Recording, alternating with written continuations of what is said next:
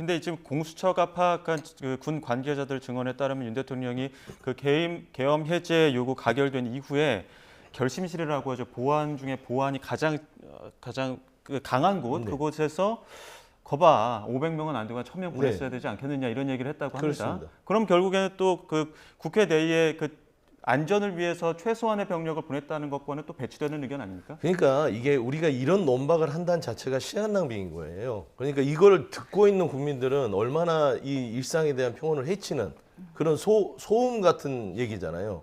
왜 거짓말을 듣고 있어야 되죠? 아니 500명이 안 된다고 했잖아. 1000명. 그러니까 그리고 타격점이 어떤 지방에서 소란이 일어나서 비상계엄을 선포한 게 아니라 국회를 타격했어요.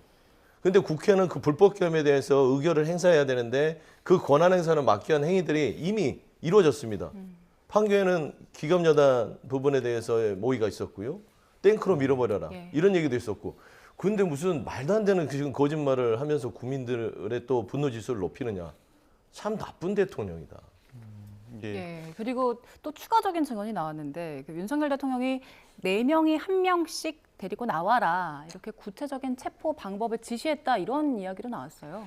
그렇죠. 아마 법정에서 또는 헌법재판소에서 증인을 채택해서 헌법재판소든 아니면 실제로 그 수사 때문에 기소가 되는 일반 형사법의 재판적이든 간에 이 부분이 가장 이제 논란이 될 겁니다. 아까도 말씀을 드렸지만 대통령이 직접 전화를 걸어서 진두지휘를 했다는 대목이 사실 전 개인적으로는 납득은 가지 않아요. 왜냐하면 대통령은 민간인이잖아요. 민간인이고 만약에 계엄이 뭐 적법했다고 가정하에서 이건 무조건 뭐 저는 계엄 반대하는 사람입니다만 적법했다는 가정하에서도 이건 군의 작전이에요. 군이 동원된 건 무조건 작전 아닙니까? 그럼 군의 작전은 사실상 자신이 직접 명령을 한다, 어디로 가라 이렇게 대통령이 지시를 내릴 수 있는 사항이 아니거든요. 그런데 또 대통령은 군 통수권자기도 하잖아요. 군을 통수한다는 것과 일일이 몇 층에 몇 명이 가라라고 지시하는 것과는 다릅니다. YTN 사장님이 계시는데 대표가 직접 지금 보도국에 몇 명을 투입해라, 몇 명을 지금 앵커를 3명을 하라,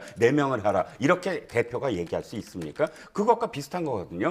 전체적으로 책임을 지고 결정을 할 수 있지만 군의 작전, 실질적인 세부적인 작전은 군에 맡겨야지 민간인 출신의 대통령이 몇 층에 몇 명이 가고 1000명이 가고 500명이 가고를 일일이 전화를 걸어서 그럼 예를 들어서 국방장관이나 혹은 계엄사령관한테 이런 거는 지시를 내릴 수는 있습니다. 전체적으로 병력이 모자란 거 아니냐? 자신의 의견은 개진할 수 있지만 그러나 군통수권자라고 해서 어떤 지역, 특정 지역에 몇 명을 뭐를 보내고 하고 세세하게 지시를 내린다면 그건 군 예를 들어서 평생을 작전 병과에서 작전을 담당했던 사령관이 듣기에는 말도 안 되는 지시들이 많이 있을 수 있지 않겠습니까? 그렇다면 두 가지 중에 한 가지죠. 대통령이 너무나 세세하게 개입을 했던가 아니면 지금의 어떤 증언들이 사실상 자신의 형량을 낮추기 위해서 이건 가정입니다. 자신의 형량을 낮추기 위해서 거짓말을 했다는 건 아니지만 여러 가지 어떤 증언들이 지금 많이 쏟아져 나오는 것에 대한 것에 약간은 또 거리를 둬야 되지 않나라는 생각도 듭니다.